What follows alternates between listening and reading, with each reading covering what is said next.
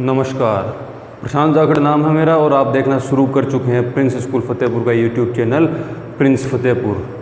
तो last video में हम लोग बात कर रहे थे ज्यामिति की और आज उसी के साथ हम आगे बढ़ते हैं और थोड़ा। तो अंतिम वीडियो में मैंने आपको कुछ पॉइंट बताए थे, उसमें लंब के अंदर था एक तो ऑर्थोसेंटर लंब के अंदर। दूसरा पॉइंट मैंने जो आपको बताया था वो क्या था, किसी को याद है? अंत के अंदर। दूसरा पॉइंट मैंने आपको बताया था अंत के अंदर। लंब के अंदर मैं थोड़ा सा रिवीजन के लिए आपको बता देता हूँ। सामने वाली भुजा के ऊपर, एक शीर्ष से सामने वाली भुजा के ऊपर जो लंब खींचा जाता है, ऐसा ही इस शीर्ष से करते हैं अपन और ऐसा ही हम इस शीर्ष से करते हैं। तो इस बिंदु को हम लोग क्या कहते हैं? लंब के अंदर ऑर्थोसेंटर कहते हैं।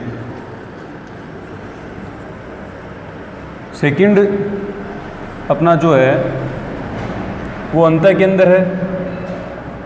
अंत के अंदर में आपको मैंने क्या बताया था? कोण समद्विभाजक, यानी ए को जो दो बराबर भागों में जो रेखा विभाजित करेगी, ऐसे बी को जो दो में करेगी और सी को जो दो में करेगी, ये अंदर त्रिभुज के अंदर जहाँ भी ये मिलते हैं, इस बिंदु को हम लोग क्या कहते हैं? अंत के अंदर, इन सेंटर कहते हैं। क्या कहते हैं? इन सेंटर या अंत केंद्र। ठीक है, याद होगा। इससे पहले मैंने आपको 4 पॉइंट बताए थे। सबसे पहले लंब पढ़ाया था, एल्टीट्यूड। सेकंड था अपना कोण समद्विभाजक, एंगल बाइसेक्टर। तीसरा अपना पॉइंट था साइड परपेंडिकुलर बाइसेक्टर।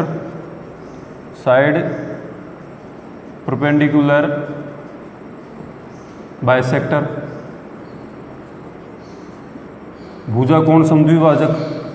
और चौथा मैंने पढ़ाया था आपको मीडियन। क्या पढ़ाया था? मीडियन। तो एल्टीट्यूड्स को मिलाने से हम लोगों ने ऑर्थोसेंटर बना लिया, लंब के अंदर बना लिया।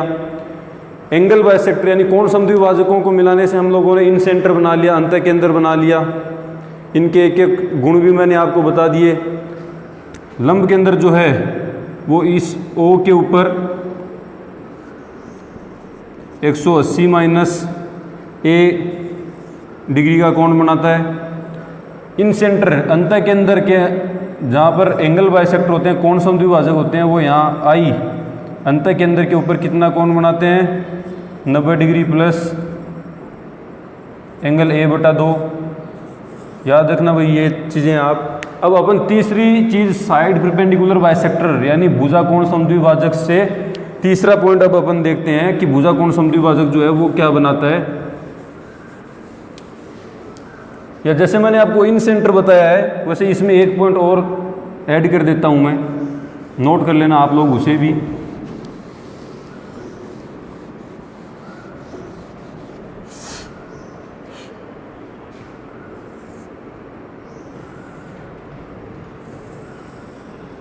ये अपना ट्रायंगल है ए बी और सी।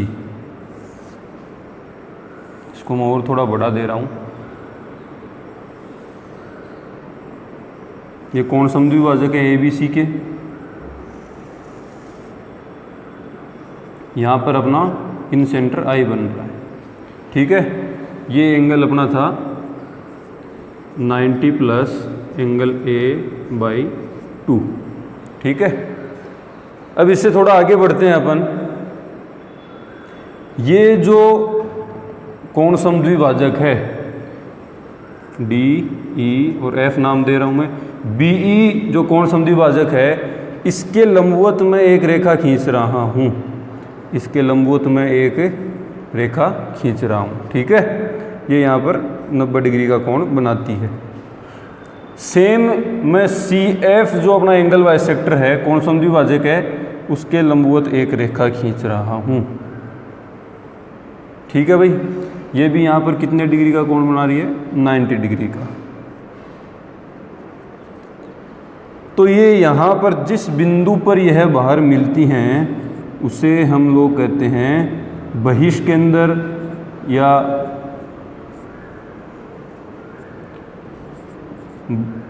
बाह्य केंद्र या बहिकेंद्र, एक्स सेंटर। इसे हम लोग क्या बोलते हैं? X centre. ये जो एक्स सेंटर है नाम से ही पता चल रहा है बही या बाह्य या अक्स, ये बाहर होगा त्रिभुज के। त्रिभुज के कहाँ होगा? बाहर स्थित होगा, तो बाहर स्थित होगा। अब ये वाला जो कोण है, ये वाला जो कोण है, इसको मैं एक बार P नाम दे रहा हूँ भाई, ठीक है, एक बार मैं इसको P नाम दे रहा हूँ। ये वाला कोण कितना होगा?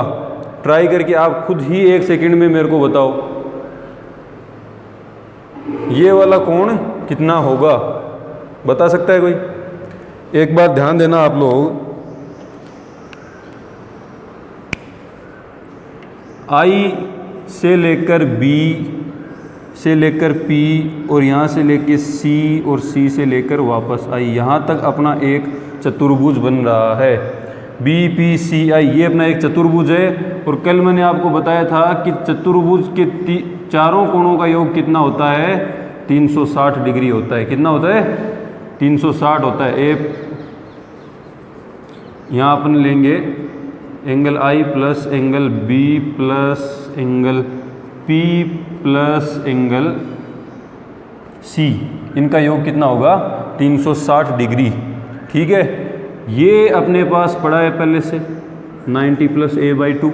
ठीक है, ये मैंने आपको बता दिया 90 डिग्री है, ये भी 90 डिग्री है। तो ये बचा हुआ कितना को होगा? ये बचा हुआ कोण होगा आपका 90 माइनस एंगल a/2। कैसे होगा? 90 प्लस 90 180। ठीक है, 180 प्लस 90 प्लस a/2। ठीक है, ये 3 कोण हो गए। ये एक बचा हुआ है, इसको मैं एक बार एंगल P लिख रहा हूँ बराबर 360। तो 180 प्लस 90 कितना हो गया? 270 हो गया। 270 को मैं उस साइड में भेज रहा हूँ। ठीक है, तो इस साइड में ये प्लस क्या उस साइड में जाते हैं, ये किसके आ जाएंगे? माइनस के आ जाएंगे। तो एंगल P बराबर 360 माइनस 270। अब अपने को चाहिए सिर्फ एंगल P, सिर्फ एंगल P ही चाहिए अपने को। तो अपन क्या करेंगे? एंगल P निकालने के लिए a/2 जो इस साइड में प्लस का है, हम उसे उस साइड में भेज देंगे, बराबर के दूसरी साइड भेज देंगे, पक्षांतरण कर देंगे, तो ये भी माइनस का हो जाएगा। और 360 में से 270 घटाएंगे तो 90 बचेगा, और इसको उस साइड भेजते ही माइनस का हो जाएगा a/2। ये अपना एंगल P आ गया 90 माइनस a/2। तो एक्स सेंटर के ऊपर कोण कितना होता है? 90 माइनस a/2। और ये a कौन सा है? ये a ये वाला एंगल है। इस जगह जो एंगल बनेगा उसको 90 में से आधा करके घटा देने पर एक्स सेंटर का कोण आ जाता है वो, और 90 प्लस आधा करके जोड़ देने पर अंतः केंद्र यानी इन सेंटर का एंगल हमारे पास आ जाता है। तो इस चीज़ को आप, एक पॉइंट को आप, छोटा सा पॉइंट है, फटाफट से नोट कर लो। उसके बाद हम लोग आगे बढ़ते हैं। इन सेंटर अंतः केंद्र जो है वो नाम से ही पता चल रहा है कि इन यानी अंदर, और अंतः भी अंदर।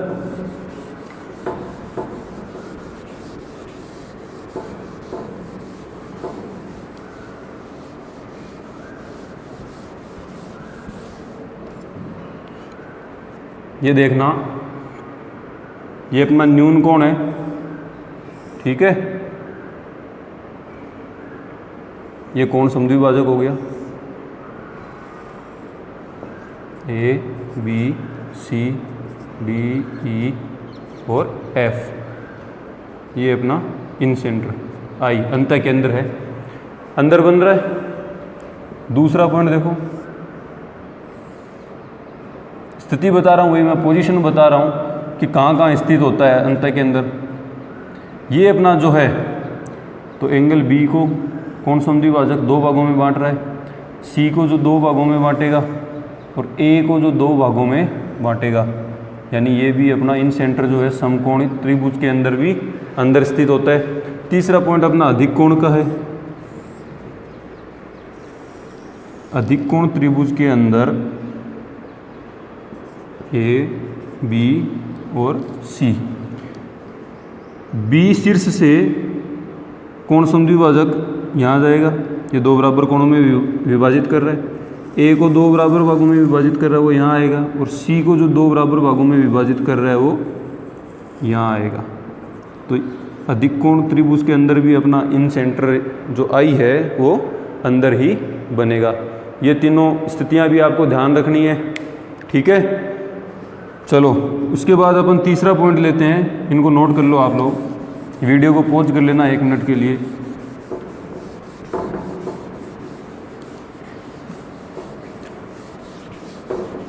तीसरा पॉइंट अभी मैंने आपको बताया था कि 2 से तो हम लोग बना चुके, कोण समद्विभाजक से और एल्टीट्यूड यानी लंब से हम लोग बना चुके ऑर्थो सेंटर और इन सेंटर। अब तीसरा पॉइंट अपना है, क्या पढ़ाया था भाई तीसरा पॉइंट लास्ट वीडियो में मैंने? Side perpendicular bisector. क्या पढ़ाया था? साइड परपेंडिकुलर बाइसेक्टर, यानी भुजा लंब समद्विभाजक, भुजा लंब समद्विभाजक, साइड परपेंडिकुलर बाइसेक्टर, शॉर्ट में लिख रहा हूं मैं भाई, ठीक है। इसमें आप लोग देखो, ये अपना त्रिभुज हो गया, ठीक है, ए बी और सी।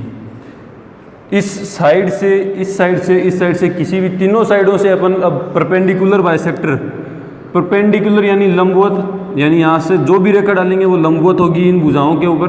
पहली बात, भुजा के ऊपर होगी, लंब होगी और 2 समान भागों में विभाजित करेगी। ये मैंने आपको बताया था साइड परपेंडिकुलर बाइसेक्टर के बारे में।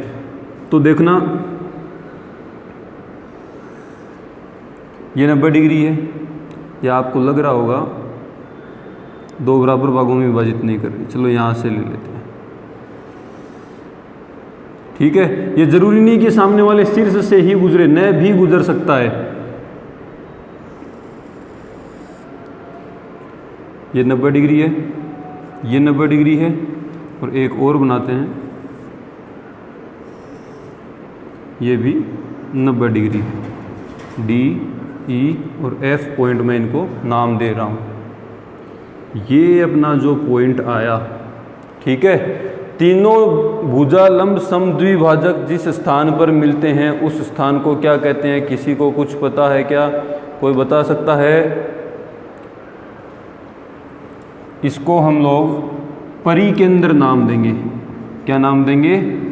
परिकेंद्र। इंग्लिश में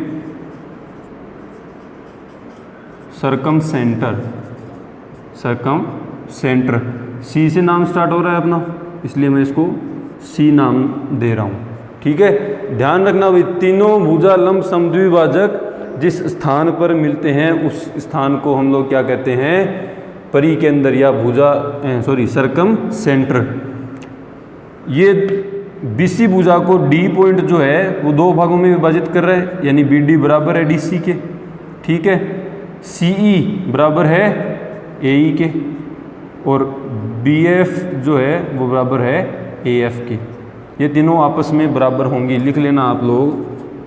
बी डी बराबर है डी सी के, ए ई बराबर है सी ई के, और ए एफ बराबर है बी एफ के।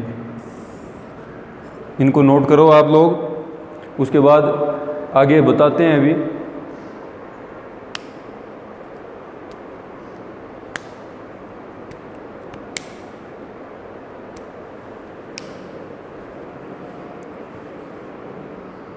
नोट कर लिया होगा आप लोगों ने। अब इससे थोड़ा आगे बढ़ते हैं अपन लोग। एक और त्रिभुज मैं आपके सामने यहाँ बना रहा हूँ।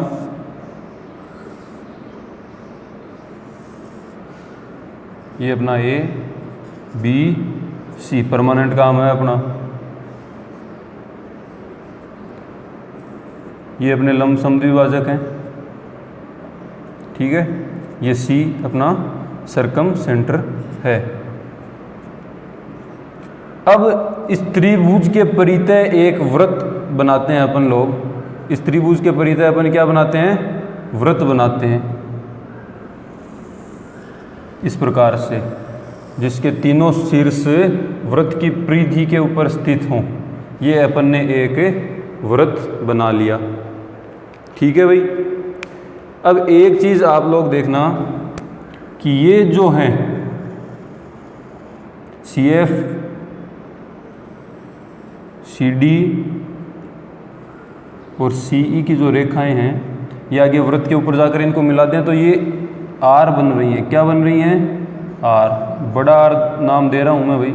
त्रिभुज के बाहर अपन ने त्रिभुज बनाया, उसको अपन लोग बड़े R, रेडियस को R से नोट करते हैं, इसलिए R त्रिज्या है।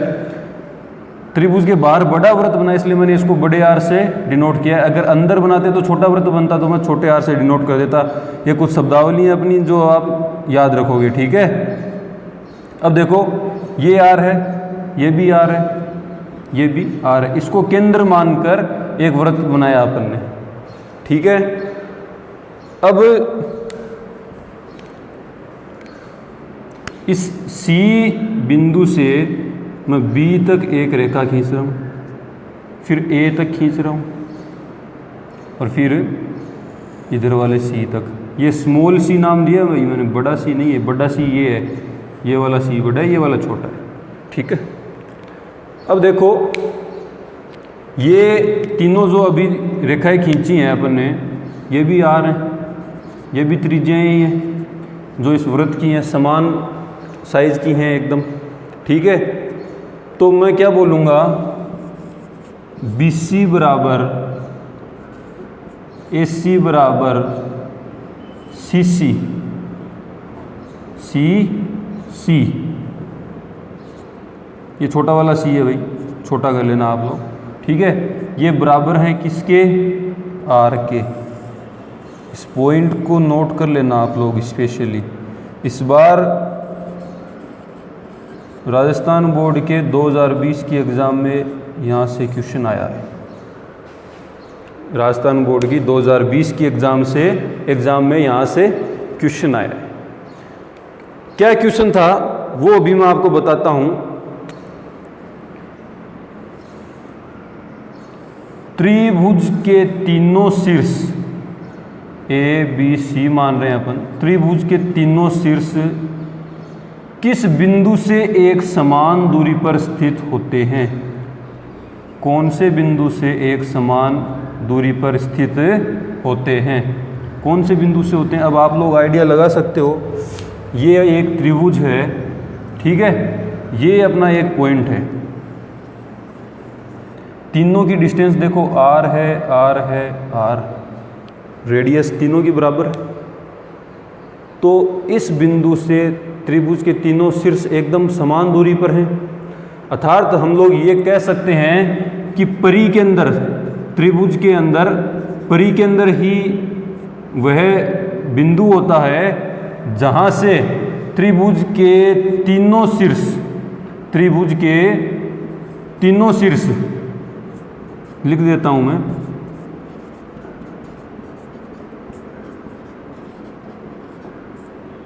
समान दूरी पर स्थित होते हैं। परी के अंदर वह बिंदु होता है त्रिभुज में, परी के अंदर से त्रिभुज के तीनों शीर्ष समान दूरी पर स्थित होते हैं। और कल मैंने जो आपको एक पॉइंट पढ़ाया था, इससे पहले वाला जो केंद्र बन रहा था, वो कौन सा केंद्र था? अंतः केंद्र। कौन सा केंद्र था? अंतः केंद्र। उसमें क्या पॉइंट अपने सामने निकल कर आया था? उसमें ये पॉइंट अपने सामने निकल कर आया था कि अंतः केंद्र से त्रिभुज की तीनों भुजाएं जो हैं, त्रिभुज की तीनों भुजाएं समान दूरी पर स्थित होती हैं। तो इस बार यहाँ से क्वेश्चन आया, इसलिए कल मैं आपको ये बता रहा था लास्ट वाली वीडियो में कि इस पॉइंट को आप लोग याद रखना, अंत केंद्र से त्रिभुज की तीनों भुजाएं समान दूरी पर स्थित होती हैं और परिकेंद्र से त्रिभुज के तीनों शीर्ष समान दूरी के ऊपर स्थित होते हैं। इस पॉइंट को आप लोग नोट करके रख लें। इसके आगे अब हम लोग बढ़ते हैं, इस पॉइंट को नोट कर लेना भाई। आगे अपना जो पॉइंट है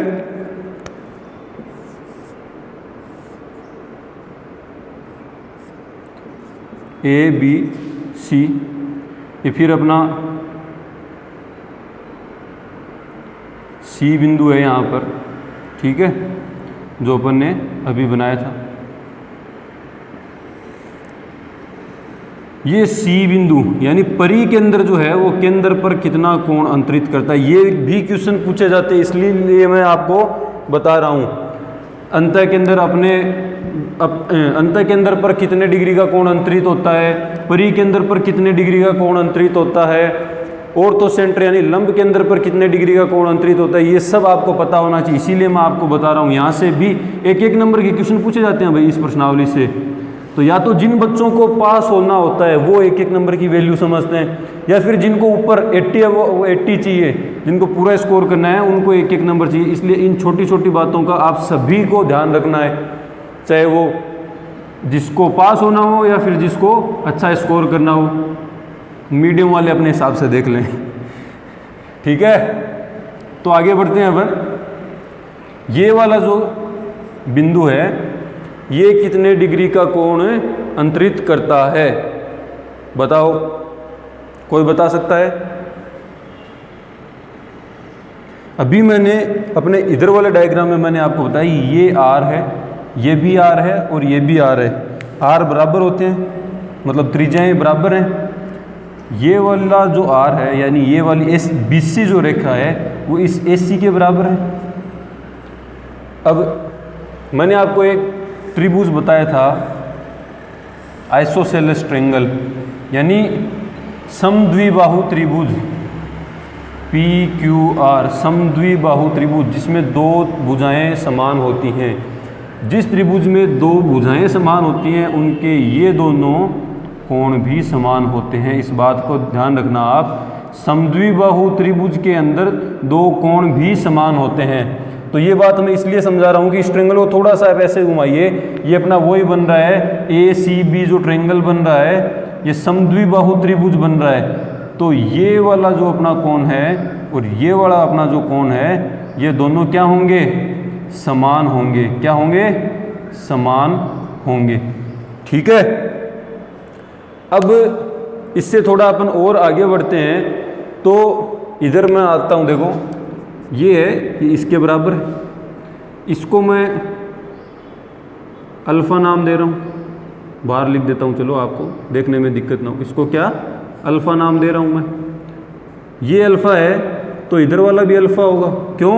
क्योंकि दोनों समान कोण बनते हैं, ठीक है। इसको अल्फ़ा बोलते हैं भाई, ध्यान रखना। इधर वाले कोण को मैं थीटा नाम दे रहा हूँ।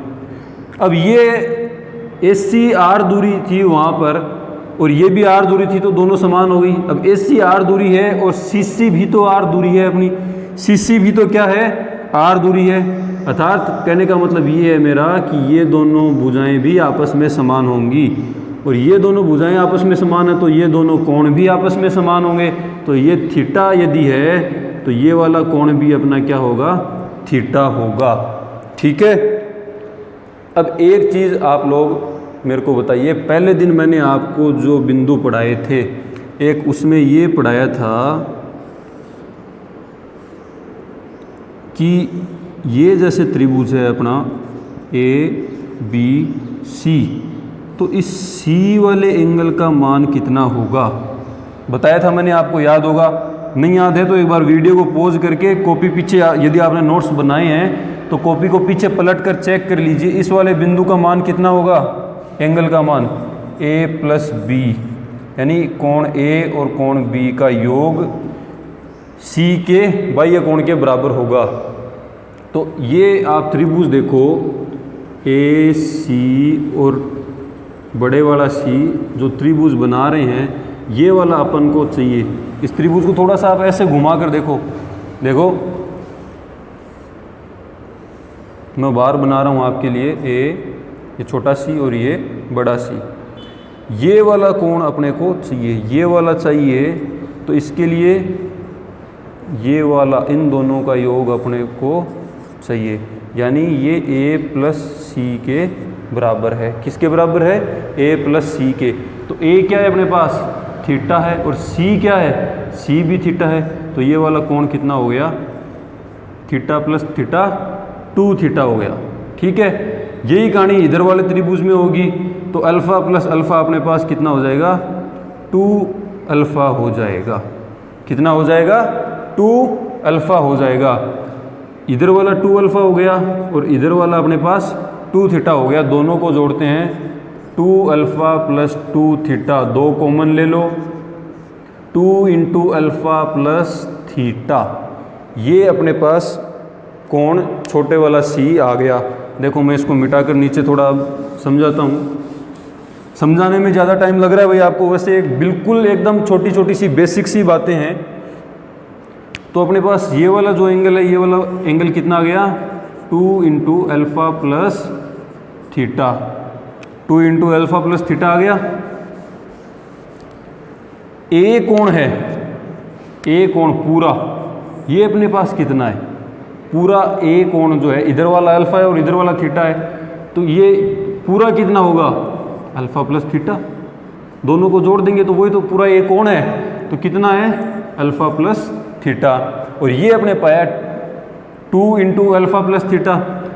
तो कहने का मतलब ये है कि एंगल ए बराबर जो अल्फ़ा प्लस थीटा है, और छोटे वाला सी बराबर क्या है? 2 इंटू अल्फ़ा प्लस थीटा। इस तो आप क्या लिख सकते हो? ए बराबर 2c लिख सकते हो क्या?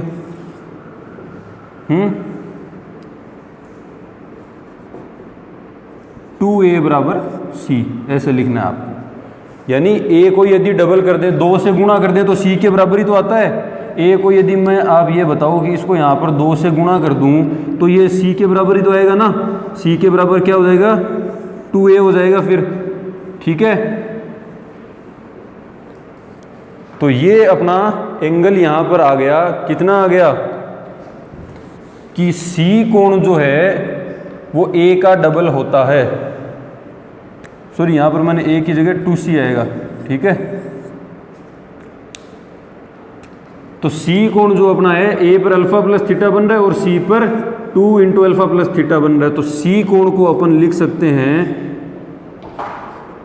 2 इंटू एंगल A। तो परिकेंद्र पर जो कोण अंतरित होता है वो ऊपर वाले ए कोण का डबल होता है। ठीक है, इसको नोट कर लो आप, ये भी एक इम्पोर्टेंट पॉइंट है। इसके बाद थोड़ा आगे बढ़ते हैं अपन लोग।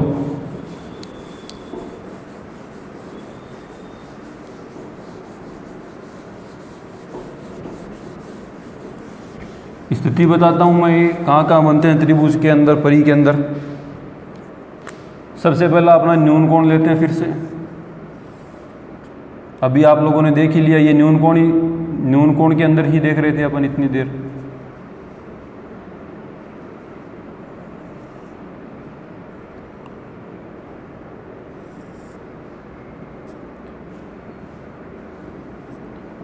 ए बी सी, न्यून कोण के अंदर अपना जो परी के अंदर है, जो सरकम सेंटर है, वो कहाँ बनता है?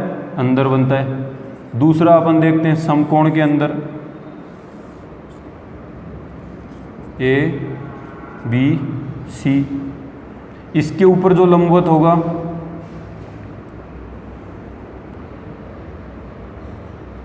ठीक है, फिर इसके यहाँ पर जो लंबवत होगा और इसका जो लंबवत होगा, यानी ये रेखा देखो, ये ए बी की लंबवत है, 2 बराबर भागों में बांट रही है।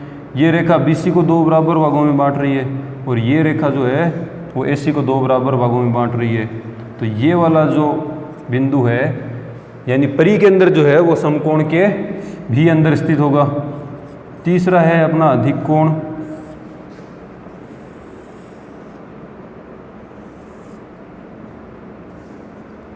A B और C। तो ये देखो लंबवत दो बराबर भागों में बांटने वाली रेखा खींच रहे हैं अपन ए बी से, ये इससे खींच लेते हैं अपन, ठीक है। इसको थोड़ा सा आप लोग ऊपर ले लेना,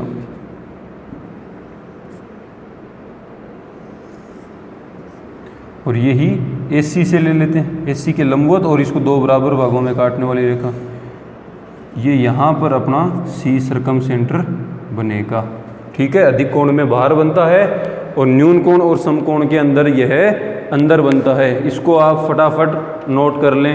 इसके बाद अपन आगे बढ़ते हैं। परिकेंद्र का जो अपना बिंदु पॉइंट था वो यहाँ पर समाप्त होता है। अब उसके आगे अपन लोग माध्यिका मीडियन से जो बिंदु बनेगा उसको पढ़ेंगे।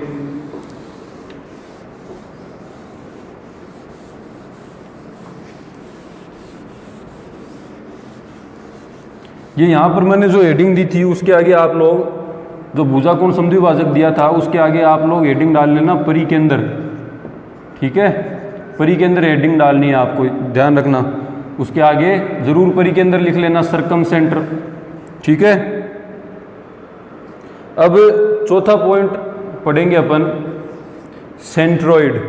क्या पढ़ेंगे? सेंट्रोइड। सेंट्रोइड को हिंदी में कहते हैं केंद्रक, केंद्रक, ठीक है। सेंट्रोइड। सेंट्रोइड किससे बनता है?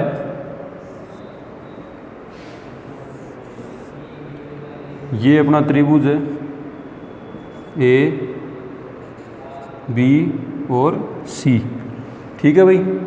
ए बी सी त्रिभुज है, इसके अंदर अपन माध्यिका खींचते हैं। माध्यिका का काम क्या होता है? शीर्ष से सामने वाली भुजा को दो बराबर भागों में विभाजित करना। इसको ये मतलब नहीं है कि लंबवत है या नहीं है, ठीक है।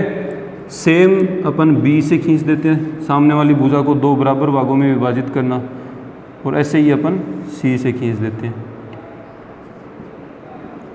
ये अपना जो बिंदु बन रहा है अंदर, जहाँ पर ये तीनों माध्यिकाएं मिल रही हैं, इसको अपन कहते हैं क्या? केंद्रक। क्या कहते हैं?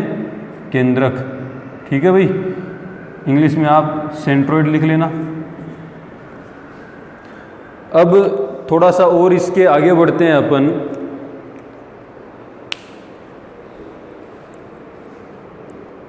अब नेक्स्ट वाला जो पॉइंट मैं आपको पढ़ाने जा रहा हूं, उससे पहले मैं एक छोटी सी बात आपको बता देता हूं कि कोई त्रिभुज है, मान लो जैसे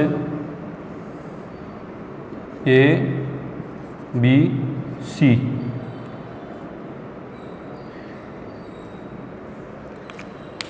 किसी भी त्रिभुज में यदि एक ही आधार पर एक दो त्रिभुज या तीन त्रिभुज या जितने भी त्रिभुज बने, एक ही आधार पर दो त्रिभुज बने और जिनका तीसरा शीर्ष समान हो, तो उनके क्षेत्रफल जो है वो उनके आधार के अनुपात के बराबर होते हैं। ये आपको समझ में नहीं आया होगा, देखो मैं बताता हूँ आपको। ये डी पॉइंट मान लिया, ठीक है। अब अपने पास एक तो त्रिभुज बन रहा है ए बी डी और एक बन रहा है ए सी डी, ठीक है। इधर वाला आधार यानी बी डी जो है वो अपन 2 मान रहे हैं एक बार, और इधर वाला जो है उसका आधार अपन 3 मान रहे हैं एक बार, ठीक है। कितना मान रहे हैं? 3।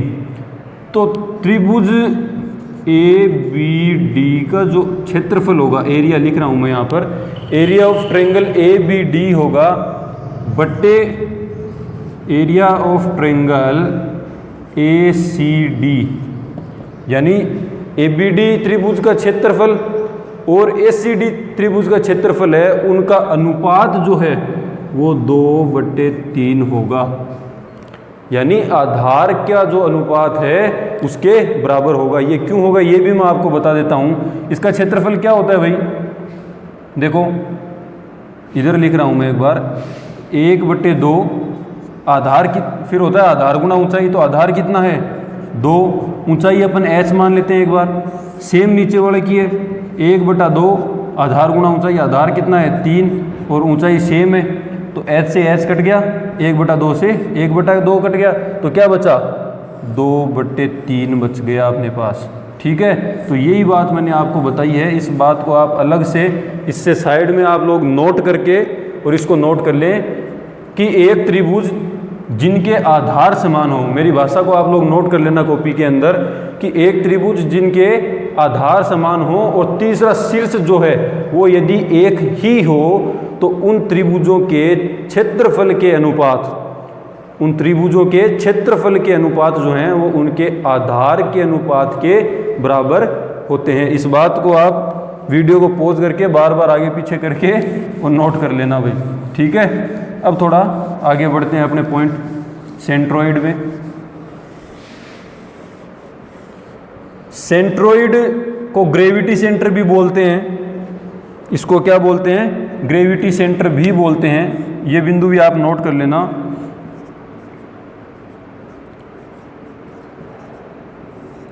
गुरुत्वीय केंद्र यानी ग्रेविटी सेंटर,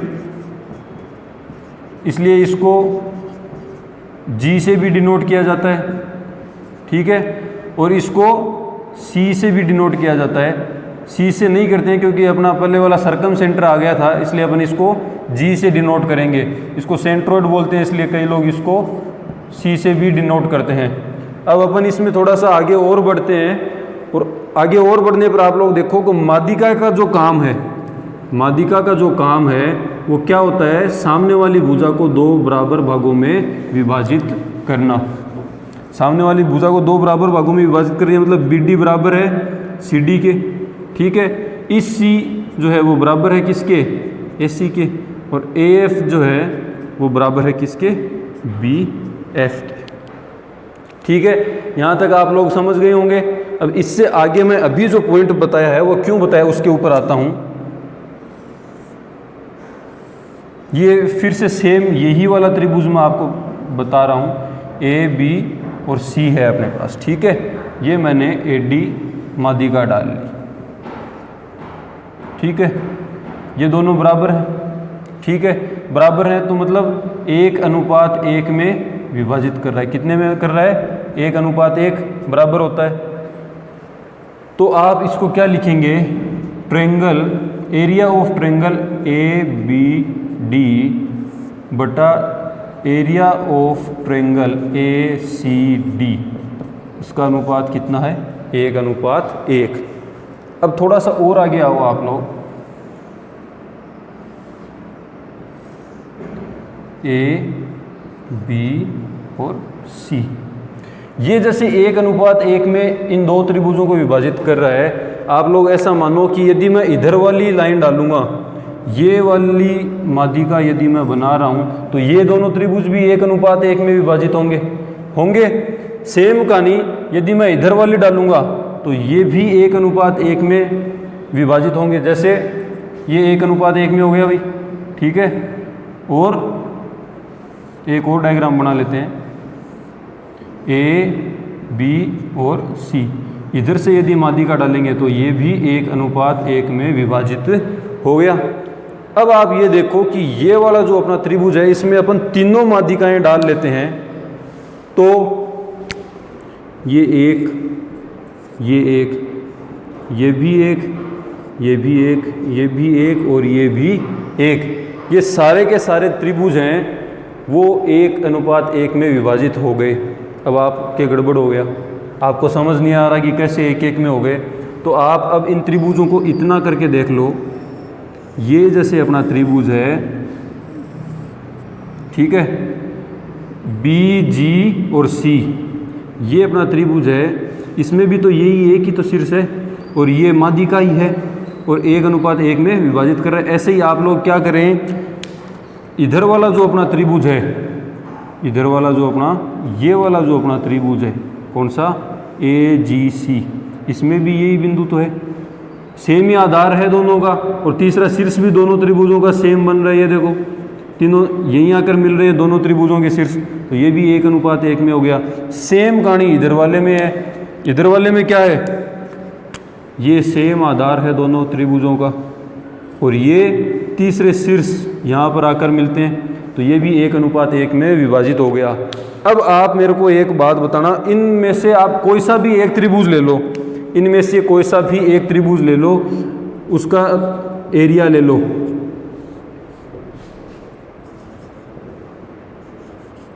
कौन सा लोगे?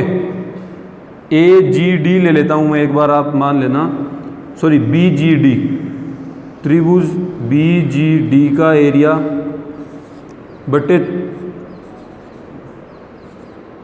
त्रिभुज ABC का एरिया। अब देखना मैं ये चीज़ें आपको क्यों समझा रहा हूँ। BGD का एरिया कितना है? 1। इसके एरिया का अनुपात, क्षेत्रफल का अनुपात कितना है? 1। और ABC का कितना है? अब ABC का बताओ कितना है? ABC त्रिभुज जो है उसका अनुपात कितना होगा भाई? ABC में कितने त्रिभुज हो गए? अब एक ये हो गया, एक ये हो गया, एक ये, एक ये, एक ये, एक ये, ऐसे टोटल करके अपने पास 6 त्रिभुज हो गए और सबके एक एक हैं। सबका क्षेत्रफल यदि एक एक है तो टोटल कितने हैं? 6। यानी किसी भी एक त्रिभुज का अनुपात है वो पूरे के अनुपात के साथ लें तो उसमें 1:6 आता है। यानी किसी भी छोटे त्रिभुज का अनुपात है वो बड़े वाले त्रिभुज के क्षेत्रफल के अनुपात के बराबर निकालें तो छोटे वाले त्रिभुज का क्षेत्रफल का अनुपात बड़े वाले के साथ 1:6 में विभाजित होता है। ठीक है, इसको 1-2 डायग्राम से मैं आपको और समझा देता हूँ। ये जैसे A, B और C, ये अपनी माध्यिकाएं जहाँ जिस गुरुत्वीय केंद्र या केंद्रक के ऊपर मिलती हैं वो अपना ये G है। ठीक है, तो इसमें भी आप लोग देखो, ये 1 में, ये 1 में और ये भी 1 में होगा। कैसे होगा? इसको 2 मान लो, ये इतना। ठीक है, ये भी 2 मान लो, इसको भी इधर वाले को 2 मान लो। इतना तो पता ही आपको, इतनी देर से देख रहे हैं, इधर वाला समझ गए होंगे। तो इसको ये 2:2:2, इनको अपन ऐसे लिख सकते हैं, 2:2:2 लिख सकते हैं अपन। 2 को 2 से काट देते हैं, ये लो क्या बचेगा? 1:1:1 अनुपात में आपस में कट जाते हैं, इसलिए मैंने इसको क्या कर दिया? 1:1:1 में विभाजित कर लिया। ये चारों डायग्राम अब आप लोग फटाफट बना लो। उसके बाद अगले पॉइंट के ऊपर आते हैं, उसके बाद अगले पॉइंट पर आते हैं।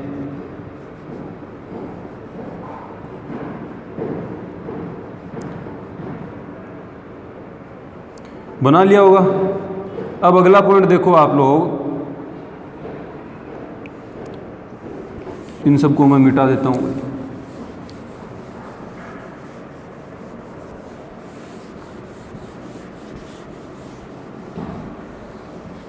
ठीक है, ये अपना त्रिभुज है। ये AD जो माध्यिका है, AD जो अपनी माध्यिका है, इसको ये गुरुत्व केंद्र जो है वो किस अनुपात में काटता है?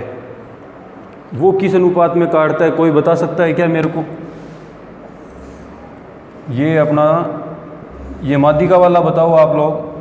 A, B और C, ये माध्यिकाएं जो हैं ये आपस में एक दूसरे को कितने अनुपात में काटती हैं? तो मैं आपको बता दूं, 2:1। ये इधर वाली 2:1 और ये इधर वाली भी 2:1 में एक दूसरे को विभाजित करती हैं। यानी आप एक पॉइंट आप नोट कर लो, नोट लगा करके एक पॉइंट आप लिख लो कि माध्यिकाएं जो हैं वो 2:1 में, या गुरुत्व केंद्र जो है वो माध्यिका को 2:1 में विभाजित करता है। गुरुत्व केंद्र जो है G जो है वो माध्यिका को 2:1 में विभाजित करता है।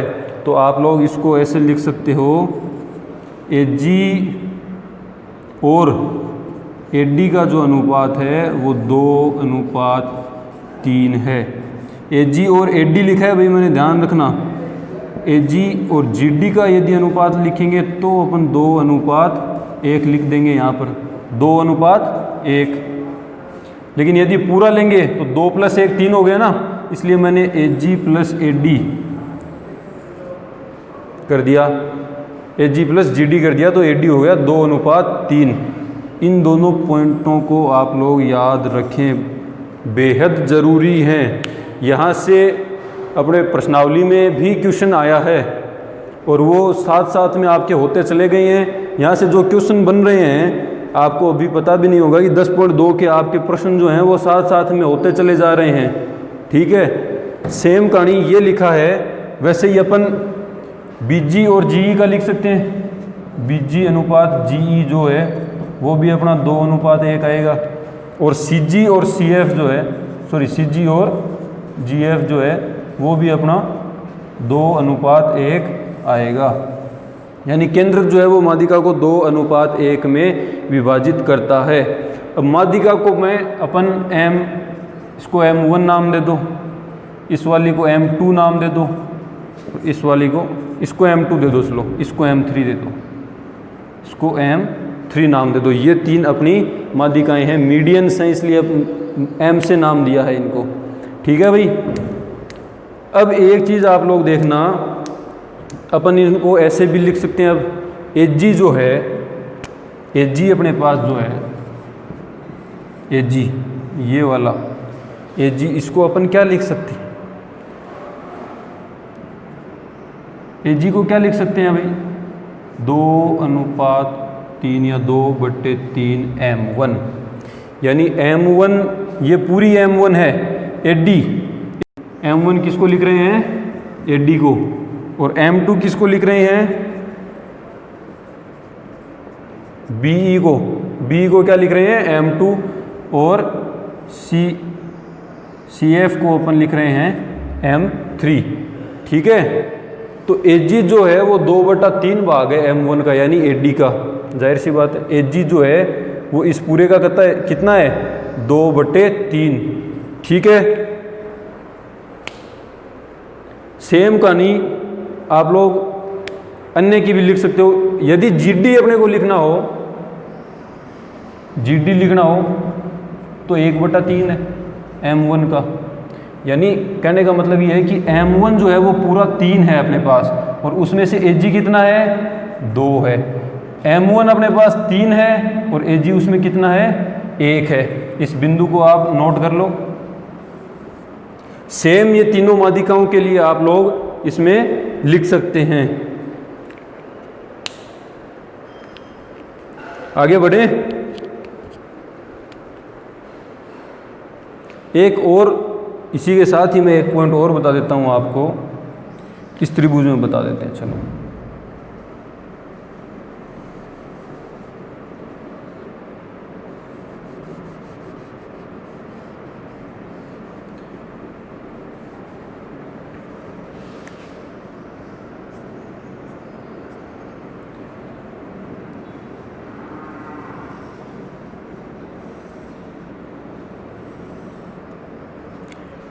ये जो त्रिभुज बन रहा है अपना, इसको मैं D, E और F नाम दे रहा हूँ। ये अंदर से अलग से कोई त्रिभुज नहीं बना है, मैंने इन बिंदुओं को मिलाया है। ठीक है, ये वाला त्रिभुज अपन ने बनाया है। ये दो वही आधार हैं 1:1 वाले। ठीक है, तो अब फिर से मैं बता देता हूँ, इनका जो एरिया का अनुपात होगा, क्षेत्रफल का जो अनुपात होगा, वो 1:1 होगा। ठीक है, यानी एक त्रिभुज के अंदर यदि तीनों माध्यिकाएं जिस बिंदु पर काटती हैं, उन तीनों बिंदुओं को यदि अपन जोड़ दें तो जो 4 त्रिभुज बनते हैं अपने पास, उन चारों का अनुपात 1:1 होता है। इस बात को भी आप लोग नोट कर लो। और अब इसके बाद में आपको जो मैं चीज़ बताने वाला हूँ वो आपके डायरेक्ट यहीं से 10.2 का एक क्वेश्चन सोल्व हो जाएगा आपका। आगे वाली जो चीज़ है उससे आपका डायरेक्ट 10.2 जो 10.2 आपकी एक्सरसाइज है उसका क्वेश्चन आपसे सोल्व यहीं बैठे बैठे हो जाएगा। तो ये आप लोगों ने लिख लिया होगा। अब मैं इसको मिटा देता हूँ और आगे बढ़ते हैं।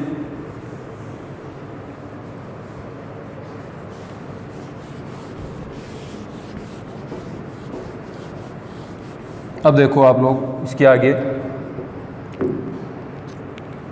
ये अपने पास त्रिभुज है, ए बी सी, ये इसकी माध्यिकाएं हैं, डी ई, ये एफ। ठीक है, ये अपना ग्रेविटी सेंटर है यानी केंद्रक है, केंद्रक। अब देखो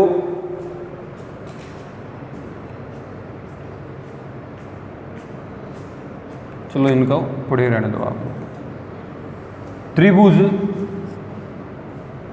ए जी सी में पहले दिन जब मैंने ज्योमेट्री का अपना जो फर्स्ट पार्ट है इस यूट्यूब पर वीडियो में, उसमें आप लोग देखना जाकर, मैंने एक चीज़ पढ़ाई थी आपको त्रिभुज के अंदर कि दो भुजाओं का योग जो होता है वो तीसरी भुजा से अधिक होता है। दो कोई भी भुजाएं ले लो, उनका योग जो होता है, चाहे ये दो ले लो, चाहे ये दो ले लो, चाहे ये दो ले लो, कोई सी भी आप तीनों दो भुजाएं ले लो, उनका जो योग होगा वो तीसरी भुजा से अधिक होगा, तभी त्रिभुज का निर्माण होगा, अन्यथा निर्माण नहीं होगा, अन्यथा त्रिभुज बन ही नहीं सकता।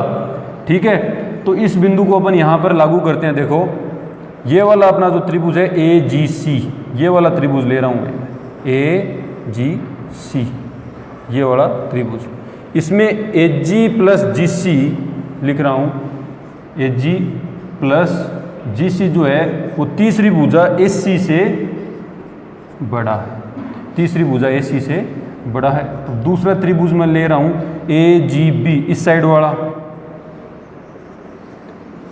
त्रिभुज ए जी बी में। ठीक है, ए जी बी में क्या होगा, एच जी प्लस बी जी ले रहा हूं मैं, एच जी प्लस बी जी जो है वो बड़ा होगा किससे, ए बी से। तीसरा त्रिभुज मैं ले रहा हूं बी जी सी, ये वाला त्रिभुज हो गया अपना, ये वाला भी हो गया, अब ये वाला बच्चा है, ये वाला ले रहा हूं मैं बी जी सी में। बी जी सी में क्या लेंगे अपन, बी जी प्लस जी सी, बी जी प्लस जी सी जो है वो बड़ा होगा किससे, बी सी से। बी जी प्लस जी सी बड़ा होगा किससे, बी सी से। अब इनको जोड़ दो, जोड़ेंगे तो क्या आएगा, 2 AG आ गया अपने पास, 2 AG प्लस 2 GC भी आ गया अपने पास, 2 GC प्लस 2 BG भी आ गया अपने पास, 2 BG। ये बड़े हैं, बड़े वाला निशान ऐसे ही रहेगा भाई, बड़े हैं, किससे बड़े हैं, उधर वालों को जोड़ते हैं, SC plus AB plus BC। अब इसमें से 2 कॉमन ले लो आप लोग, 2 into H G plus G C plus B G बड़ा है किससे, A C plus B C plus A B. ठीक है भाई, बड़ा है। अब देखो एच जी जो है, एच जी को अपन क्या लिख सकते हैं, कोई बता सकता है क्या, एच जी को अपन क्या लिख सकते हैं, 2/3 m1। थोड़ी देर पहले मैंने बताया था, इसको m1 मानते हैं, और एच जी जो है वो 2/3 m1 के बराबर है। जी सी जो है, जी सी ये 2/3 m3 के बराबर है, और बी जी ये जो है इसको अपन ने m2 माना था, ये 2/3 m2 के बराबर है, 2/3 m2 के बराबर है।